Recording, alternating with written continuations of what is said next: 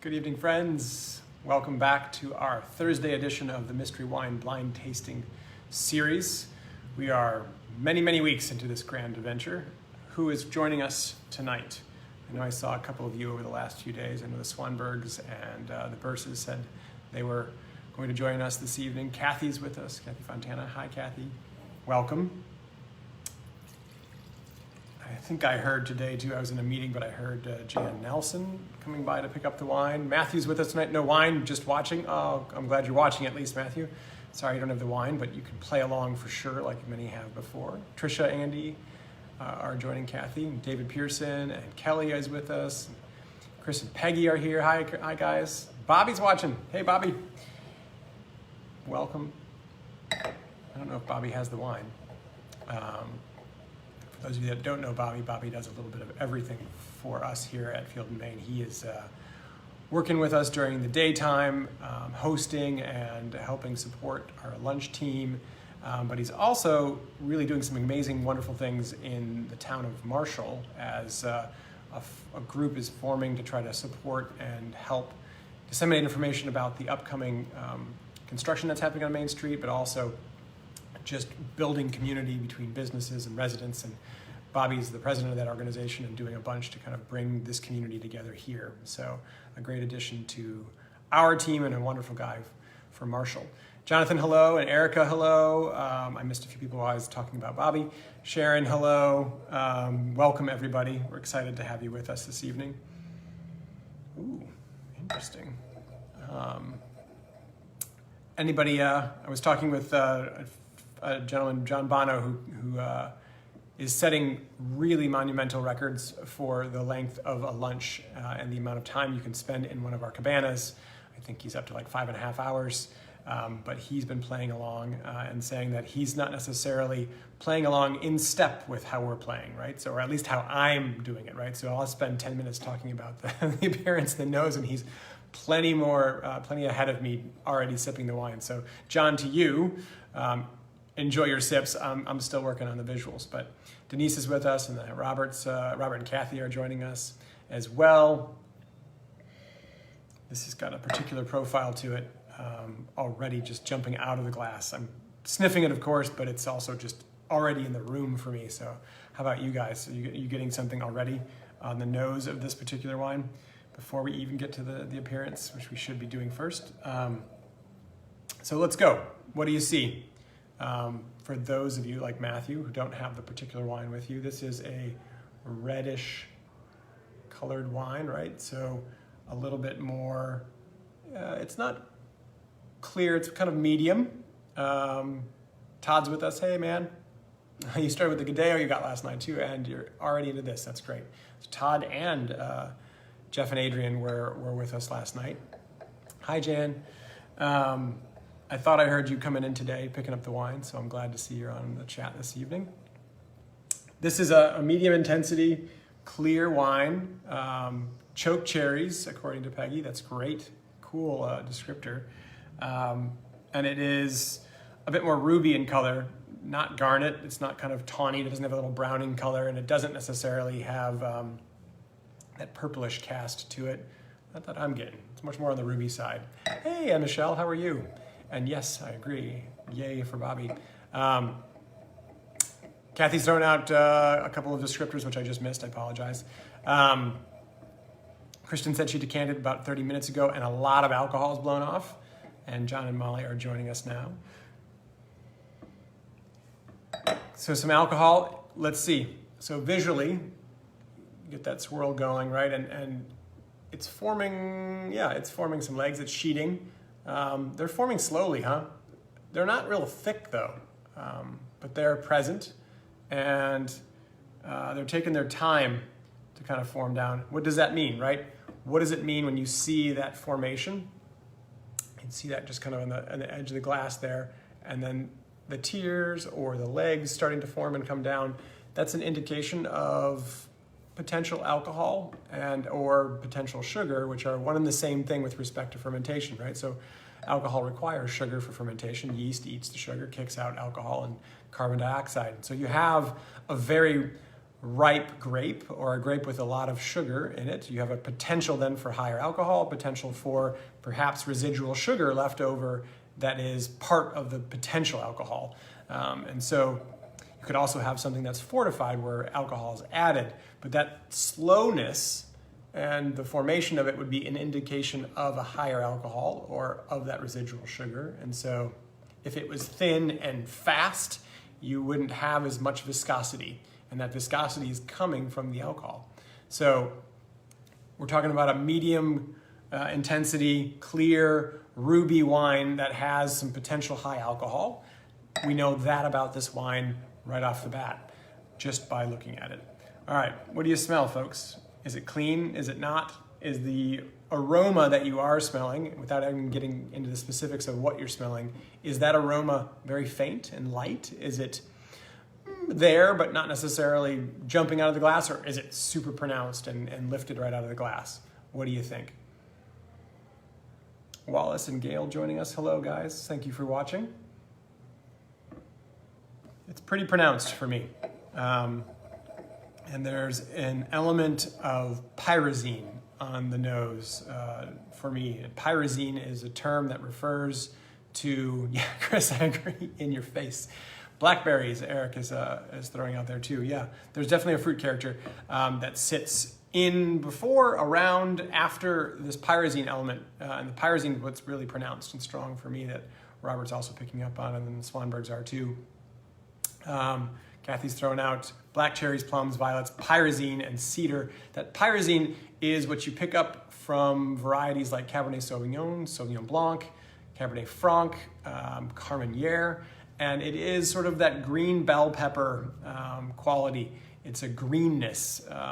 You can think of sort of, sometimes it's a little bit herbal, like rosemary. It's woody, and it is more often than not just kind of that green bell, green quality in a wine that is a hallmark indicator for that family of wines, the Cabernet Sauvignon, Sauvignon Blanc, Cabernet Franc.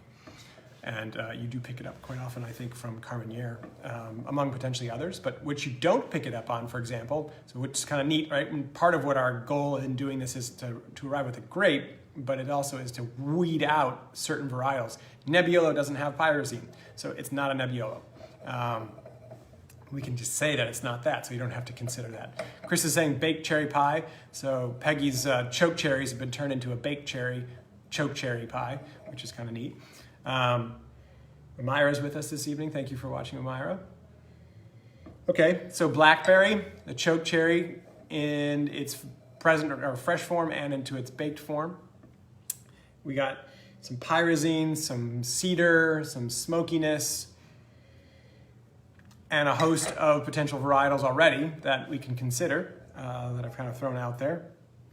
So let's taste this wine, see if we can confirm the body weight that we had talked about by way of the visual, and then talk about the flavor profile and see if they reflect or detract from the aromas that we were picking up.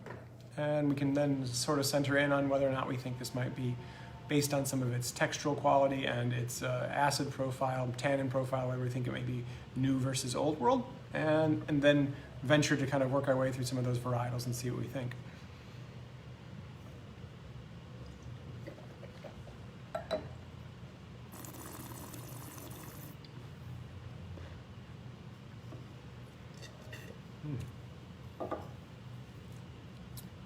Tracy Watson is watching us. Thank you, Tracy, for joining us. So, dry wine. What's the acidity like? Is this a dry wine? What's the texture quality? Is it a light-bodied wine? Is it a medium-bodied wine? A more robust-bodied wine? Does it have a low, medium, moderate kind of quality of tannin, or is it pretty chewy and tannic? Kathy's definitely agreeing with the earlier comment about alcohol. She's adding to the idea of black cherries from the aroma now onto the palate, and a bunch of pyrazines for sure. Susan, hi. You're noting black cherries, chocolate, cedar, a little bit of nutmeg. So there's definitely an oak profile coming through in the way of the cedar element, the nutmeg element.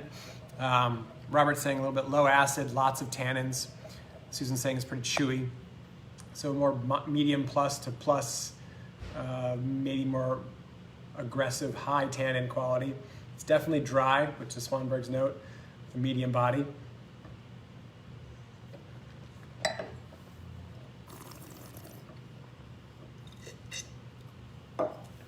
Yeah, there's a fine and persistent quality to the tannin. It's not super aggressive, but it is found in the entirety of the experience of the wine, right? Not sure yet, Jonathan, about New World, Old World. I think there's some indication that I would think probably more Old World personally than New World, but let's get into that in a second. Erica's saying that it's medium body to her, but just getting a lot of tannins, and I think that's true.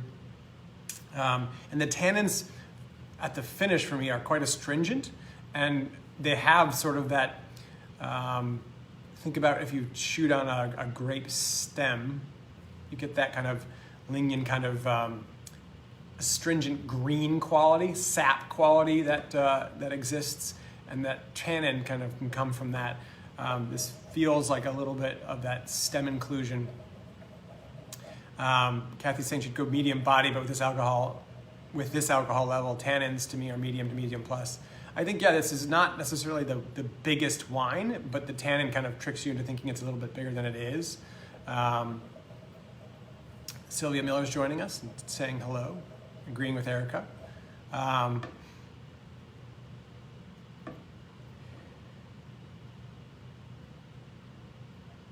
There's a resinous sap kind of quality now in the nose, and it's still present and lingering on the back end of the experience and on the palate.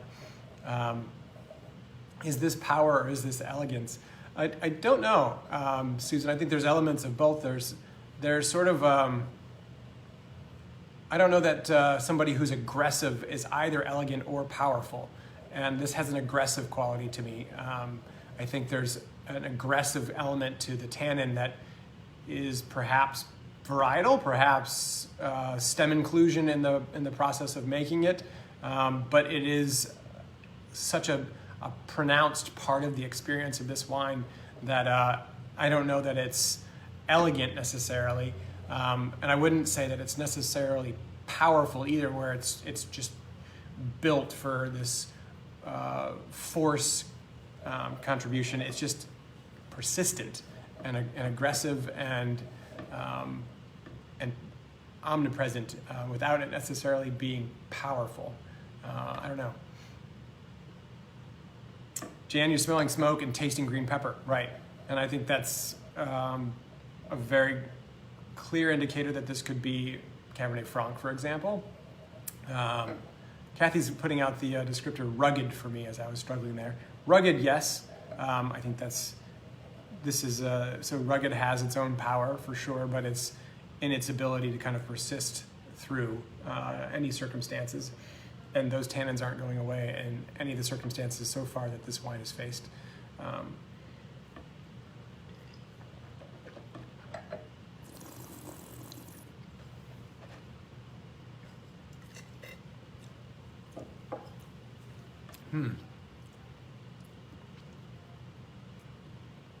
Wow. So where could this be from? If this is New World, and we're talking about Cabernet Franc, Cabernet Sauvignon, Carmenere, what else would you like to put in the consideration? Where would it be if that was the New World, and where would it be Old World? Jan, you're just putting out New World. Where do you think we might be looking?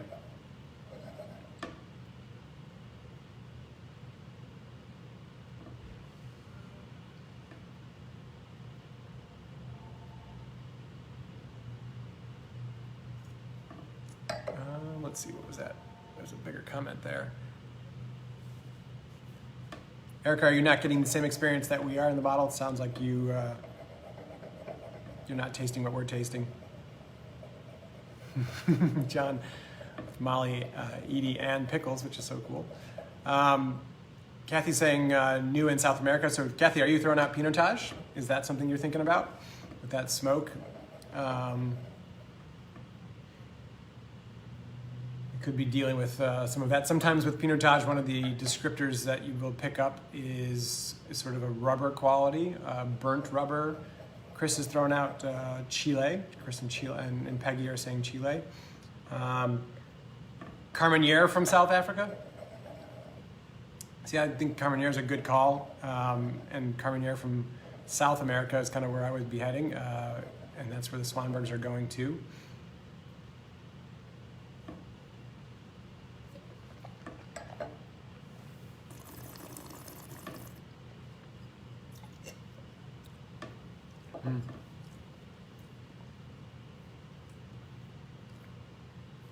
Yeah, I think Kristen's saying South America. Jan's picking up a little bit of licorice. Oh, sorry, Kathy, I misread that. Not South Africa, but South America. Yeah, I think that kind of a level of pyrazine is something that I would find typically in Chinon or in the Loire Valley from Cabernet Franc, and also in Carmenere from South America. And in particular, this profile with that smoky element and with some of the darker fruit would take me more to South America than it would to the Loire Valley. We think this is 100% varietal Carmenere. It's Carmenere Bordeaux blending grape that you don't see much of, but it definitely has more of a building in South America.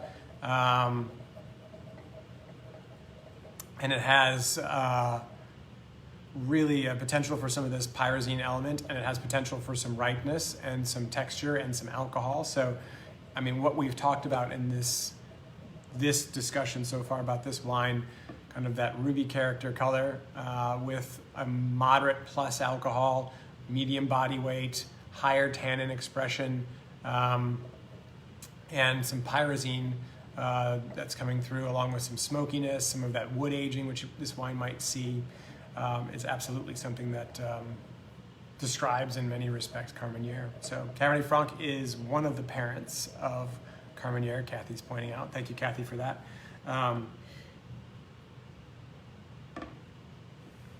There's a little element of sort of that old world quality to this in the nose that then that fruit quality comes on, and it sort of takes me more to South America. But that old worldy element, that pyrazine quality matched with some of that smokiness is indicative too of an old world varietal like Carmenere finding its way into the new world and finding more of a home in the new world than it has necessarily in the old world.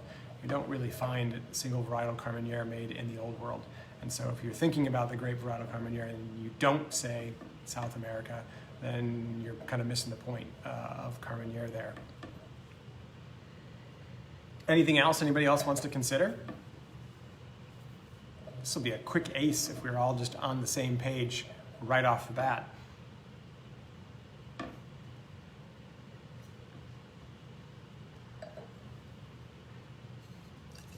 For those of you that had this wine open earlier, half an hour or so, where is it at now? Where are the tannins?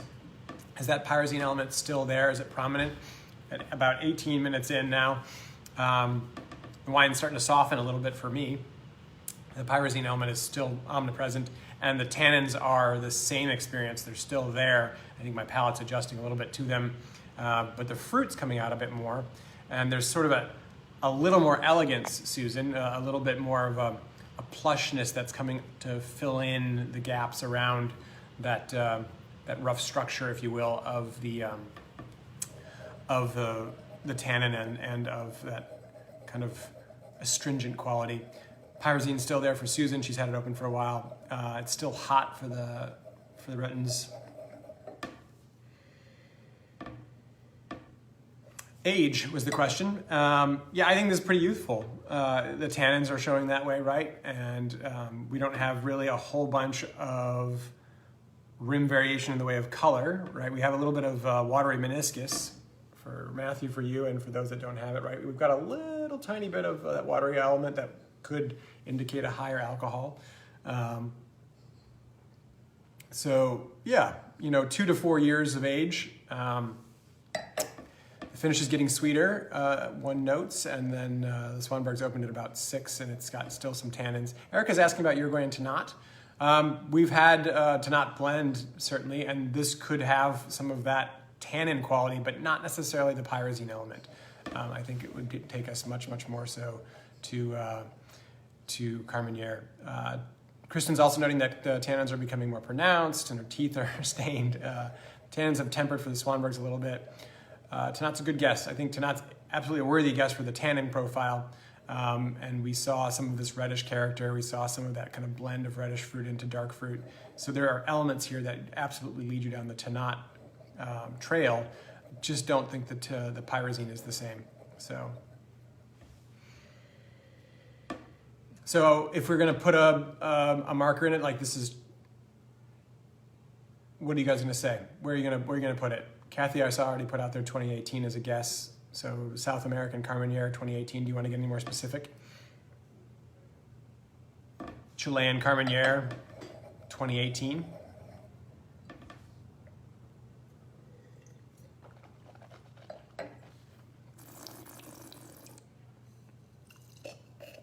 And thank you for joining us, Don. If you're just joining, we're working our way through a red wine that has a medium body, medium plus tannin. Some higher acid and a smoky kind of earthy element that has a little bit of blackberry, some cherry, some baked cherry, a pie. Yes. Chris, to your question about pyrazine, we covered that a little bit in the beginning, but pyrazine is a compound that is found in varietals like Cabernet Franc, Cabernet Sauvignon, Carmenere. That is sort of a green bell pepper, astringent tannin kind of quality. And I think that's what we've certainly found here. Susan's thrown out the 2018 Chilean Carmenere, so is Kathy. That's where I am too. Chris is asking about La Postal. Yeah, they make a lovely series of wines that we've definitely worked with in the past. That would be a great guess and a good producer. So anybody else want to throw anything else out? I know we had Uruguayan Tannat as a question. Anybody want to put a flag in that camp, or shall we proceed with the Chilean Carmenere being the guess?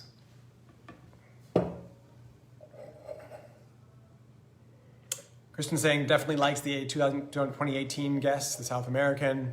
Not familiar with Cabernet Carmenere, but definitely getting kind of that Cabernet Franc quality. And we've done that before, right? Remember we tried some Argentinian Cabernet Franc from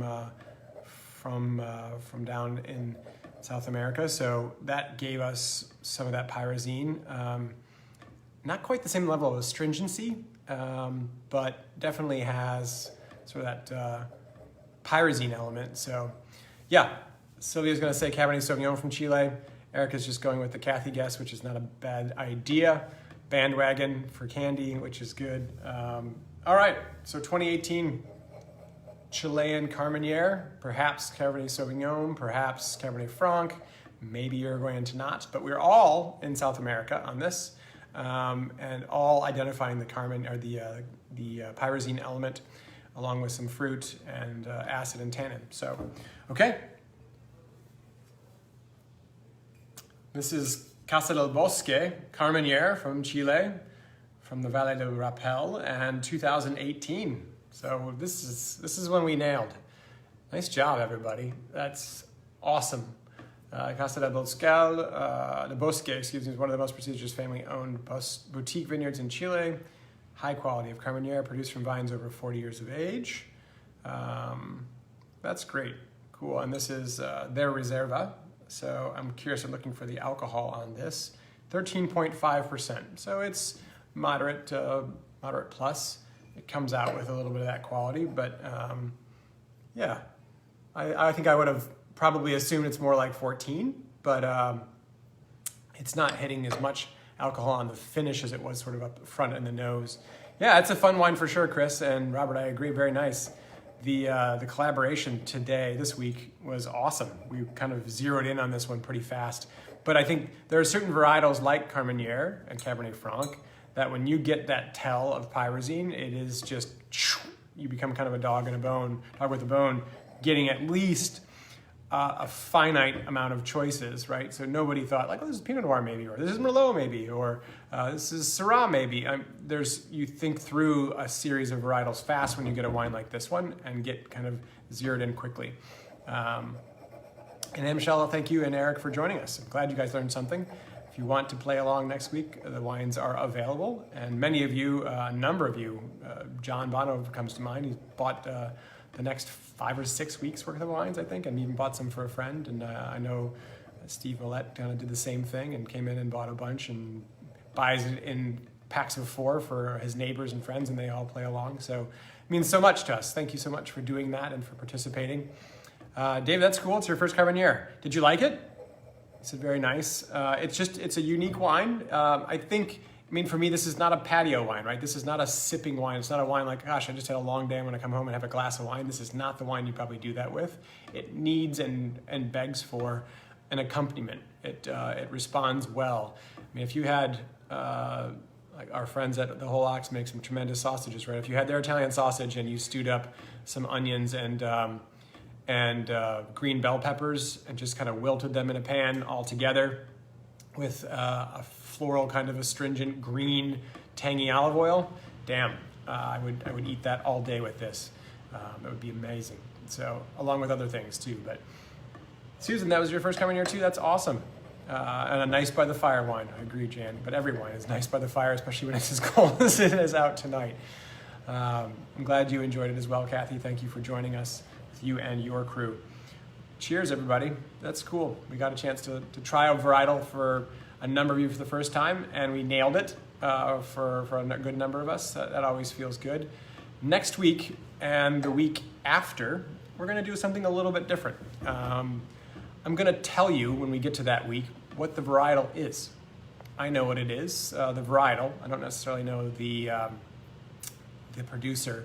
But I'm going to do that for the reason that I want to shift our focus to not having to think about the varietal as much as trying to figure out where it's from and what qualities that varietal has because it's coming from where it's coming from. So I'm going to create sort of a bumper rail, like we're going to go bowling, but we're going to have the bumper rails up, and we're going to get a strike because we're going to know the varietal. But knowing where it came from is what's going to be important, and focusing more attention on the body weight, the acidity, the tannin structure, and what we're going to do with that wine will help us, I think, to build up our understanding in a different way. So we're going to start playing with these tastings a little bit to develop not only just our ability to kind of identify neat varietals, and Tony's been doing a killer job at picking some unique varietals, but also to reinforce our understanding of some classic varietals, some varietals that we all know and love, and just a way to broaden our perspective in tasting together. So I look forward to doing that with you next week. Cheers, everyone. Until then, have a great week.